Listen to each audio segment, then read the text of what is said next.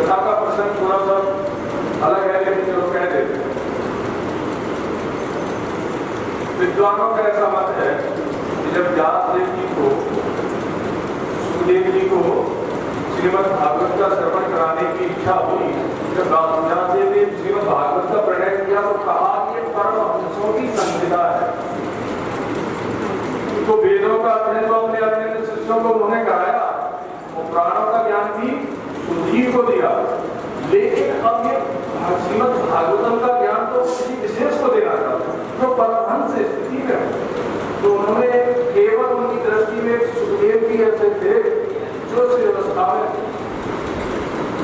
तो उन्होंने विचार किया कि सुखदेव जी को बढ़ाना चाहिए। लेकिन सुखदेव जी तो कैसे कि पैदा होते ही वो अपना नाम भी नहीं कटा हुआ था, हाथ में पकड़ करके जंगल में चले गए। उन्हें तो घर में रहना अच्छा ही नहीं था, माता पिता से सब माया से दूर रहते थे। तो वो सोचे कि कैसे इनको बढ़ाएं, विचार किया व्यासदेव जी ने।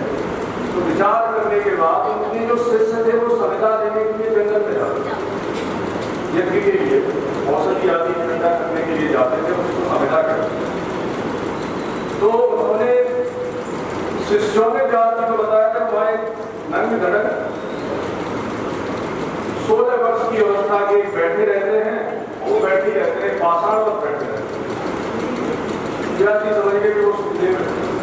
व्यास जी ने कहा देखो शिष्यों, आप ये 2 श्लोक सुन लो, इनको कंठस्थ कर लो, और जब भी उस व्यक्ति जो नंग धड़क बैठे हुए जब उनके आसपास जाओ तो इन्हीं श्लोकों का उच्चारण करना जोर जोर से। ठीक है, उनमें ये एक श्लोक था, वरहा पीडम नटवरपम कर्णयो कर्णिकारम विभ्रदवासरतनकक्षम वैजयन्तीं च माला रन्ध्रान् वेणुरदरसुदया पूरयन्तं गोपवृन्दैः वृन्दारण्यं सुभद्रमण साविसर्गीवती। अब जब इस श्लोक को कंठस्थ करके मन में श्री सुखदेव जी के पास जाकर के वो उच्चारण करने लगे, गान करने लगे इसका, तो सुखदेव जी की जो ब्रह्म समाधि की निर्विकल्प समाधि की वो सोचने लगे कि हम तो ब्रह्मानंद में लीन है, और ये कौन सा रस इन्होंने बड़े दिया, ये कौन से ऐसे सुंदर व्यक्ति की प्रशंसा कर रहे हैं जो इतना सुंदर है। ये भगवान श्री कृष्ण जब गोचारण के लिए नंद महल से निकलते हैं तो मैया यशोदा के द्वारा श्रृंगारित होकर के जैसे वो निकलते हैं, तो उसका वर्णन सुखदेव जी ने किया है कि भगवान श्री बलराम जी के साथ और बाल वालों के साथ बंसी बजाते हुए गायों के पीछे चल रहे हैं, तो उनकी कैसी शोभा हो गई। इस शोभा का ध्यान करना चाहिए। तो वहां सुखदेव जी ने विचार किया कि ऐसा सुंदर व्यक्ति कौन है। उन्होंने सोचा कि चलो चल करके उससे मिले, उसको तो देखने को इतना सुंदर है। तो फिर उन्होंने विचार किया कि जो ज्यादा सुंदर होता है वो घमंडी भी होता है और दूसरों का तिरस्कार भी करता है। तो सुंदर व्यक्ति के पास जाओ और ऐसे नहीं करके जाओ तो है बाबा जी हम तुमसे बात नहीं करते, तो कहाँ से आते हैं, बोलिए जब अपनी बात नहीं जाते यही करते। थोड़ी देर के लिए संकल्प का हुआ कि चल करके देखें, लेकिन उन्होंने सोचा कि हो सकता है कि वो हमारे भाव को न समझे और हमारा तिरस्कार ही कर दे। एक व्यक्ति थे, बड़े बुद्धिमान थे, वो एक सुंदर स्त्री को देख रहे थे। वो स्त्री बड़ी बुद्धिमान थी, उसने देखा कि ये व्यक्ति लगातार मुझे देख रहा है। तो सुंदर स्त्री ने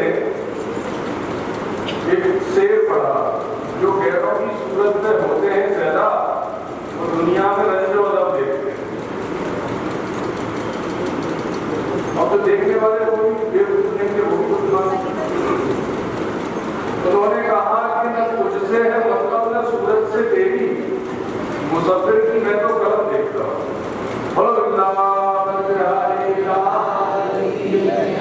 और भैया तुमने तो तुमसे मतलब है, तुम्हारी सूरत से मतलब है। मैं तो उस परमात्मा की कारीगरी देखता हूँ, तो वो कैसे कैसे सुंदर रूप कर देता है। तो अगर कार्य को देख करके कारण पर दृष्टि चली जाए ये भी अच्छी बात है। तो यहाँ वो विचार कर रहे हैं कि हम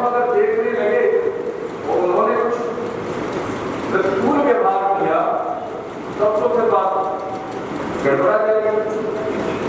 तो वो बैठ गए, तो नहीं जाते। अब दूसरे दिन आए, जिस लोगों को याद जी ने पूछा कि कुछ हलचल हुई, बोले हाँ महाराज एक बार तो उठने को हुए, लेकिन फिर बैठ गए। व्यास जी समझ गए, बोले अब ये दूसरा इसको जाकर के सुना। तो वो जो श्लोक क्या है, अहो पतियम स्तनगाना पुत्रम। अरे वो भगवान कितना करुणा सागर है, कितना दया का सागर है कि जो पूतना अपने स्तनों पर काल विष लगा करके उसको मारने की इच्छा से आई थी, उसको भी उसने अपनी माता की गति दी।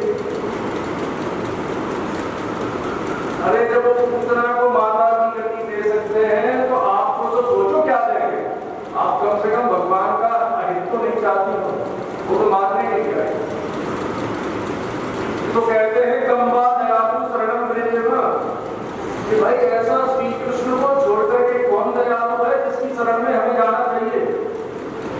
अब जब ये श्लोक सुना तो बस उसी समय सुखदेव जी उठे तो आप तो इससे मिलने, जब इतना दयालु है, सुंदर तो है ही, दयालु भी है, तो ऐसे दयालु पुरुष का तो हमें दर्शन करना चाहिए।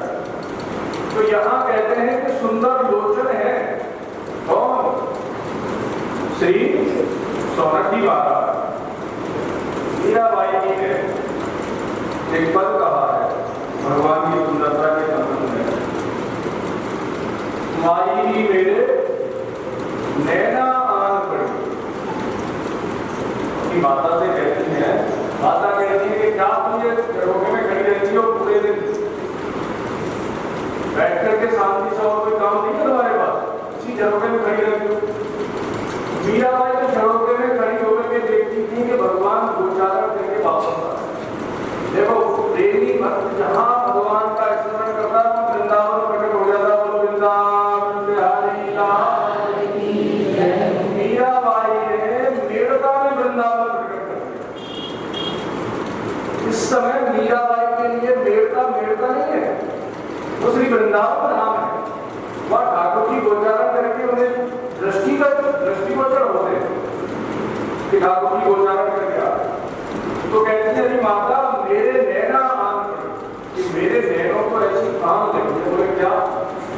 चित्त जगी मेरे सांवरी सूरत, चित्त जगी मेरे सांवरी सूरत, पूरब चान आई मेरे नैना। अरे भैया मेरे जो सामने सूरत है वो इन नेत्रों के माध्यम से मेरे चित्त में ऐसी चढ़ गई है, उसका ऐसा रंग चढ़ गया है सामने सूरत का कि अब वो बस मेरे हृदय में गड़ी हुई है, निकालने से भी नहीं। बस उसी सामने सूरत की सुंदरता मेरे नेत्रों में हमेशा विराजमान है। तो सौनक जी के नेत्रों में जो सुंदरता है वो किसकी है? भगवान की रूप माधुरी, भगवान के सौंदर्य की। तो भगवान के सौंदर्य के कारण के संत के नेत्र कैसे होते हैं? सुंदर। तो जहां भी देखते हैं, जिसको भी देखते हैं, उसमें परमात्मा का ही दर्शन करते हैं। दूसरी बात वो कह रहे हैं कि सुंदर लोचन तो है ही, लेकिन व्रत संपत्ति, व्रत संपत्ति क्या होता है? देखो नीति शास्त्र में कहा गया है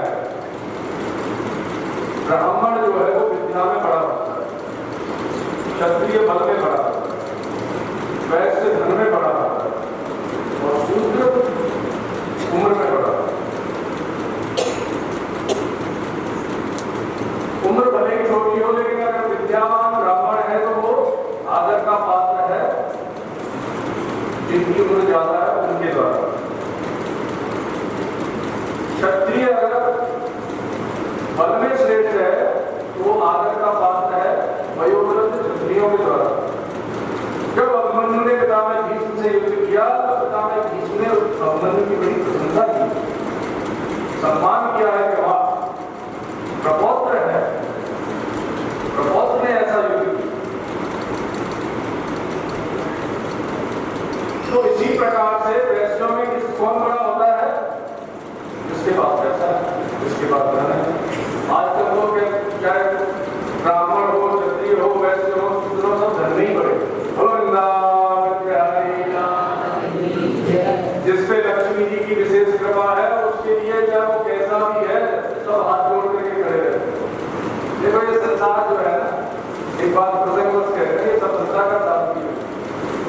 आज आपका अच्छा समय है, आपके पास धन धान्य है, तो जो बिल्कुल आपको नहीं जानता वो भी आपसे आकर के रिश्तेदारी निकाल लेगा, हमारे चाचा लगेगा, हमारे पिता लगेगा, दूर के रिश्ते कुछ निकाल ही लेगा। और जब आपका विपरीत समय आएगा तो सहोदर भ्राता, यहां तक कि पत्नी भी साथ छोड़ देती, और कहो ज्यादा बुरा समय आए तो अपनी छाया भी साथ छोड़ देती। बोलो जो लोग आपके आगे पीछे घूमते थे वो आपको पहचानते भी नहीं है। तो ऐसा है ये समय। तो इसलिए धन की जो श्रेष्ठता है वो सबके पास हमेशा नहीं रहेगी। धन की श्रेष्ठता आज से 50 साल पहले जो राजे महाराजे थे, आज उनके पास देखो कितनी बुरी हालत है। मुझे 50 साल पहले इनके पास खाने को भी नहीं था, आज वो देश के सबसे अमीर बने हुए। तो ये धन की जो उपलब्धता है ये बदलती रहती है, विद्या जो है साथ है।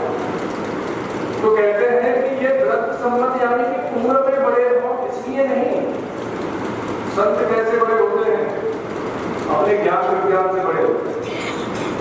तो वृद्धों से संबंध ये इसलिए थे क्योंकि ये अपने ज्ञान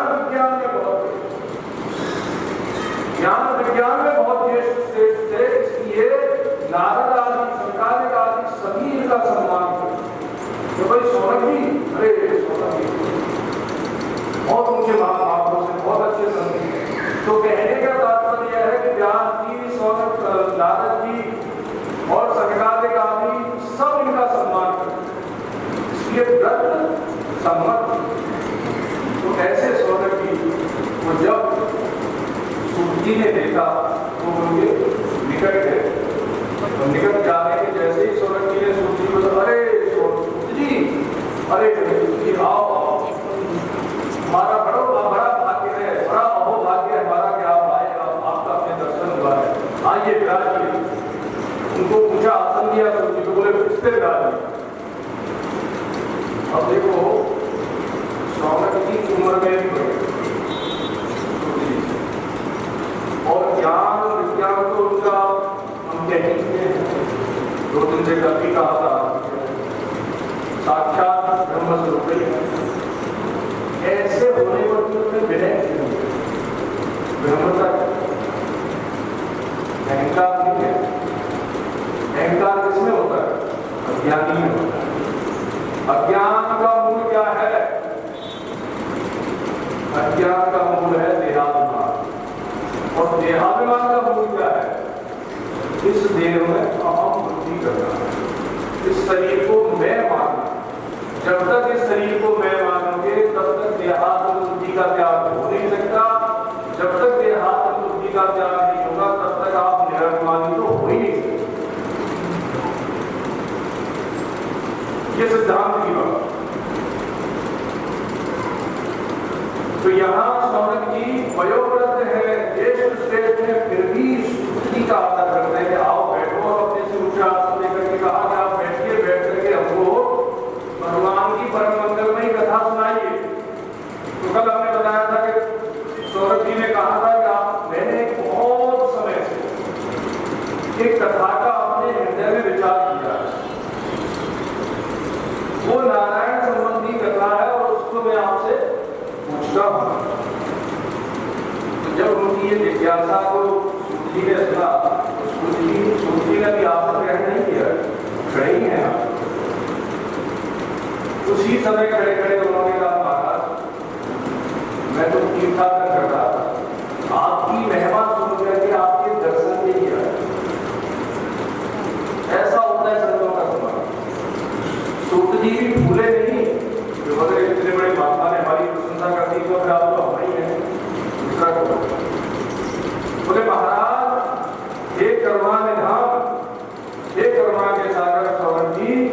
मैं आपकी प्रशंसा सुन करके, आपका यश सुन करके आपके दर्शन के लिए आया।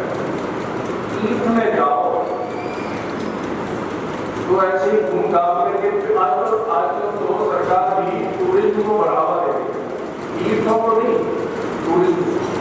जाओ, पिकनिक करो, घूम करके आओ, लेकिन तीर्थों में कैसे जाना ये सोना जी बता। और सूत जी के प्रसंग से हमें शिक्षा लेनी चाहिए। सूत जी कहते हैं कि महाराज आपके दर्शन के लिए, यानी कभी किसी तीर्थ में जाओ तो वहां संत का दर्शन, संत का दर्शन करने से उस तीर्थ का वास्तविक दर्शन, उस तीर्थ की क्या गुप्त महिमा है, क्या गुप्त रहस्य है, वो कोई संत ही आपको बता सकता। उस तीर्थ में वास करने का क्या फल है, वो संत के रूप में ही आपको दृष्टिगोचर हो सकता है, अन्यथा नहीं होगा।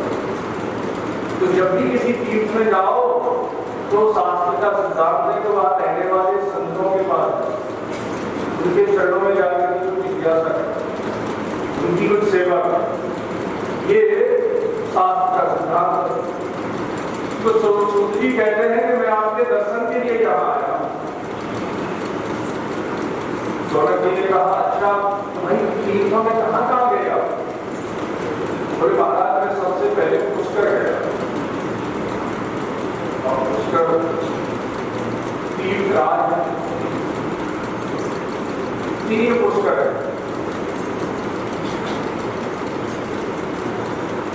एक तो ज्येष्ठ पुष्कर है, उनके अधिपति ब्रह्मा जी, दूसरे मध्यम पुष्कर है, उनके अधिपति भगवान विष्णु है, और तीसरे गणेश पुष्कर है, उनके अधिपति भगवान रुद्र है।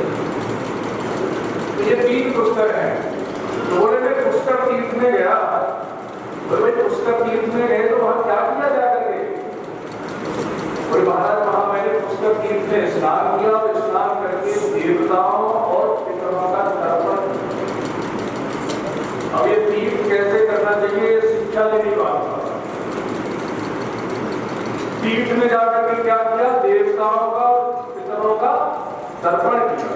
तो सनातन धर्म की मान्यता के अनुसार, और ये मान्यता ही नहीं है, सत्य है। अब सत्य कैसे है वो हम आपको बताएंगे। प्रत्येक व्यक्ति के ऊपर 3 ऋण है। पहला देव ऋण, दूसरा ऋषि ऋण, और तीसरा पितृ ऋण। ये जो संसार है, भगवान ने इसको बनाया है। तो इस भगवान ने जब संसार को बनाया तो बनाने के बाद इसकी सुव्यवस्था के लिए एक समिति भी बनाई। जैसे आपका ये आयोजन है, ये मंदिर है, तो मंदिर की भी एक समिति है कि नहीं है, जो आयोजन की संचालक करती है। तो अब इतनी बड़ी सृष्टि है, ये वैसे चल रही है क्यों? बिना किसी व्यवस्था के चल रही है। इस सृष्टि में हर व्यक्ति को अपने कर्म के अनुसार मिलता है कि नहीं मिलता? भाई क्रिया की प्रक्रिया होती है कि नहीं होती? इससे तो विज्ञान भी मानता है। तो ये जो सिद्धांत है ये ऐसे ही चल रहा है कि किसी व्यवस्था के तहत चल रहा है। देखो कोई भी सिद्धांत जब कहीं परिवर्तन स्थापित होता है तो उसे स्थापित करने वाला कोई होता है, और किसी सिद्धांत को स्थापित करने में कोई व्यवस्था भी नहीं, कुछ नियम कानून भी हो। तो जब ये संसार परमात्मा ने बनाया तो संसार के संचालन के लिए परमात्मा ने एक व्यवस्था बनाई, इसको कहते हैं दैवी व्यवस्था। सनातन धर्म के अनुसार पृथ्वी, जल, अग्नि, वायु, आकाश, ये 5 महाभूत हैं। इन 5 महाभूतों से ही सृष्टि का निर्माण हुआ है। अब इसको कोई वैज्ञानिक बता सकता है? विज्ञान भी मानता है कि ये 5 महाभूत प्रत्येक वस्तु पदार्थ में विद्यमान है। अब इन 5 महाभूतों का ये जड़ है, विज्ञान तो जड़ ही मानता है, लेकिन हमारे शास्त्र क्या कहते हैं? जड़ नहीं है। पृथ्वी भी देवी है, के भी एक देव, जल के भी देव, अग्नि के भी देव है और आकाश के भी देव, अंतरिक्ष के भी देव। तो ये दैवीय व्यवस्था है जो हमारे जीवन को चलाती है।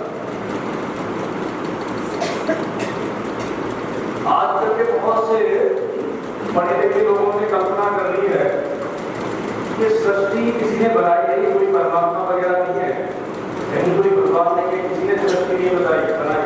ये तो बस ऐसे ही मोहल्ला उठा और संयोगवश धीरे धीरे सृष्टि हुई। पहले तो एक 10 दिन बाद पढ़ाया जाता था सिलेबस में कि धीरे पहले बंदर थे, बंदर से धीरे धीरे विकास हुआ मनुष्य। तो ये जो पाश्चात्य देशों के लोग हैं ये भले ही बंदर है, बंदरों की संतान है, लेकिन हमारे पूर्वज कैसे थे? सोनकी जैसे दिव्य तेजों में जिनका स्वरूप था। हमारे पूर्वज बंदर नहीं थे, तो हमें इस बात को नहीं मानते। अगर इस बात को माना जाए तो भैया जो बंदर थे वही मनुष्य हुए, तो बंदर तो आज भी दिखते हैं। तो आज अगर बंदर ही मनुष्य हुए तो बंदर रह नहीं चाहिए थे, जो बंदर तो मनुष्य बन गए, उनका विकास हो गया। तो अगर अविकसित बंदर कहाँ से रहे? आज भी बंदर पैदा होते रहे। बंदर पैदा होकर के बंदर के रूप में मरता, आदमी के रूप में ऐसा तो नहीं है कि बंदर पैदा हुआ और आदमी बन के मरा हो। देखा हो बताओ। तो ऐसे मनगढ़ंत कल्पनाएं करने वाले लोगों के विचारों को आज स्कूली शिक्षा में पढ़ाया जाता है। ये देश का बड़ा दुर्भाग्य है। आज लोग बोलते महाराज बड़ी अव्यवस्था फैल गई है। ये अव्यवस्था जो फैली है ये वैज्ञानिक शिक्षा पद्धति की है। जो स्कूल में शिक्षा दी जाती है वो ऐसी बुद्धि भ्रष्ट करती है कि फिर चाहे माता पिता साधु संत कितना भी उसे सिखाए उसके पल्ले नहीं पड़ सकते। बच्चा स्कूल में अध्यापक से जितना सीखता है उतना वो सीखने किसी से नहीं सीखता।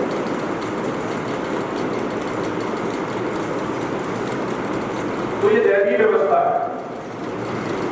इस दैवीय व्यवस्था से हमारा जीवन चलता कि नहीं चलता? क्योंकि पृथ्वी का हो कहाँ रहोगे? जल के ऊपर जीवित रह सकते हो, वायु के ऊपर जीवित रह सकते हो।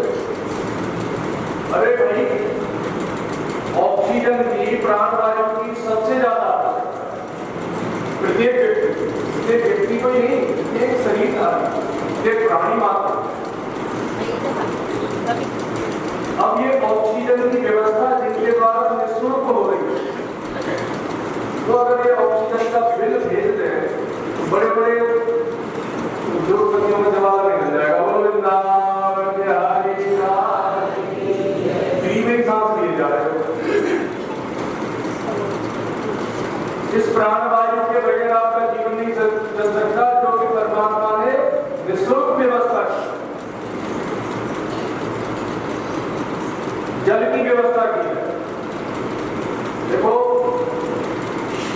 भगवान जब कोई काम करते हैं तो बड़ा सुव्यवस्थित करते हैं। और प्राणवायु को बढ़ा दी तो भाई एक बार की प्राणवायु का भंडार कब तक चलेगा? भाई बहुत बड़ा भंडार भी हो तो इतने लोग सांस लेंगे तो कितने दिन चल जाएगा? वो तो खत्म हो जाएगा। तो भगवान ने उसका रोटेशन बना दिया, वृक्षों को बनाया। बोले कि ये तुम्हारी मृत वायु को ग्रहण करेंगे और प्राण वायु को प्रदान करेंगे।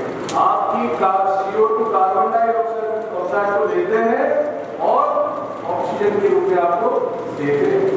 भगवान के कार्य ऐसे सुव्यवस्थित होते हैं कि देखो आपको अच्छी चीज लोगे तो उसे बुद्धि बना करके देंगे।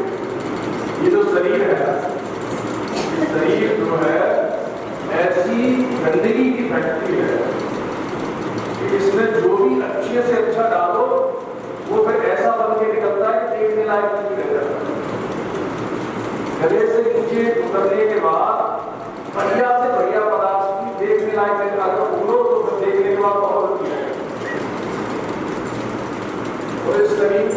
वैज्ञानिक क्या मानते हैं, कोई अब शरीर में अहम करते हैं, जब शरीर है कैसे,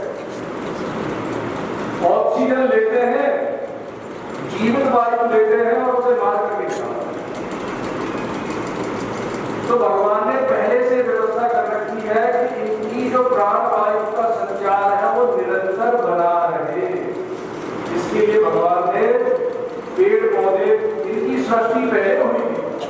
श्रीमद् भागवतम में 28 प्रकार की सृष्टि पहले हुई, जिनमें पेड़ पौधे जो सृष्टि के जीवन को धारण करने वाले।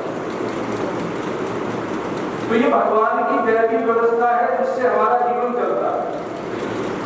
सूर्य समय पर उदित ना हो, किसी दिन सूर्य सोते ही रह जाए, क्या होगा? आज भी चंद्रमा की कला कृष्ण पक्ष में घटती है और शुक्ल पक्ष में बढ़ती है। ये शास्त्रों में बढ़ा है पहले, तो इसको कोई विज्ञान बदला सकता है, कोई वैज्ञानिक इसको प्रमाणित करने की आवश्यकता है। रोज आप सूर्य का दर्शन करते हैं। एक बार चैती से जयदयाल गोविंदा जी जब वो अपने स्वर्गाश्रम में गीता भवन में ऋषिकेश में सत्संग कराते थे, तो वहाँ सत्संग में लोगों ने कहा कि सेठ जी जो है वो भगवान का दर्शन कराते थे। ऐसे लोगों ने कहा खुशी होती थी, तो कुछ लोगों ने कहा सेठ जी आप हमें भी भगवान का दर्शन कराओ, मैं भी भगवान का दर्शन कराओ। अब सेठ जी ने देखा कि सब, सेठ जी ने पूछा कितने लोग हैं भगवान का दर्शन करना चाहते हैं? सबने हाथ उठाया कि हम करना चाहते हैं। तो ठीक है, कल प्रातः काल सब गंगा किनारे गए। अब जब प्रातः काल ब्रह्म मुहूर्त में सब गंगा किनारे गए, तो वहां शिव जी ने सबको बिठा करके कीर्तन किया। और जैसे ही सूर्य नारायण उदित हुए, उनका वो कोमल लालिमा में स्वरूप जब उदित हुआ, तो बस शिव जी खड़े होकर के हाथ जोड़ करके प्रणाम किया सूर्य नारायण का, कर लो भगवान के दर्शन, साक्षात भगवान प्रकट हो गए। तो वृंदावन से हरि अब लोगों ने महाराज का दर्शन और रोजे करते बोले यही तो बात है, बोलो वृंदावन से हरि। तुम रोज भगवान का दर्शन करते हो, तुम्हें भगवान में विश्वास ही नहीं है, तो भगवान देखेंगे कहाँ? सूर्य का दर्शन रोज होता है कि नहीं होता? अच्छा कितने लोग हैं सूर्य को आगे देखते हो?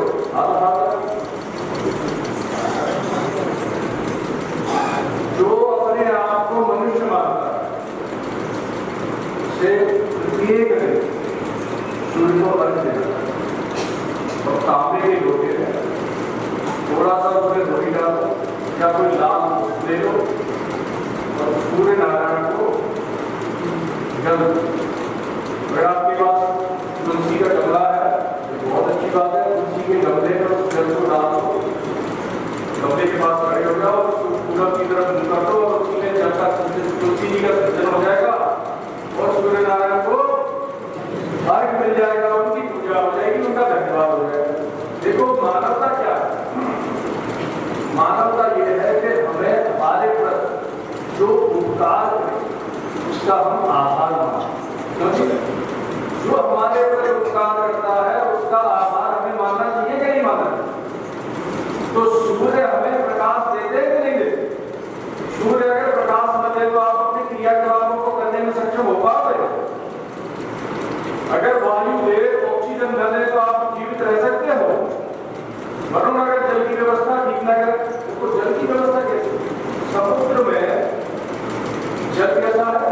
खाली पी सकते हो समुद्र के जल को? ये तो तुरंत पेट खराब हो।